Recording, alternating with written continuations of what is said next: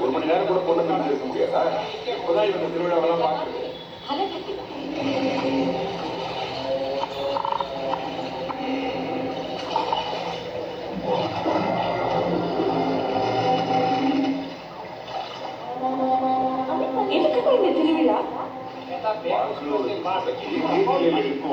அந்த பக்கம் உடம்புல அடிச்சு அவங்க உருவத்தை எடுத்துரும். அப்புறம் அதே உருவத்துல அவங்க வீட்டுக்கு போய் அங்க இருக்கிற எல்லாரையும் அழிச்சிடும். பயப்படாதம்மா, இந்த பாட்டு அடக்கணும் ஒரு வழி இருக்கு. அதோட பலவீனமான நேரத்துல ஆத்மாவை வசூல் பண்ணணும்னா அவங்களுக்கு அடிமையாகி அவங்க சொல்றதை எல்லாம் செய்யும். ஆசைப்பட்டு பார்க்க அடிமை பண்ண போய் பல பேர் கூட்டில தான் மிச்சம்.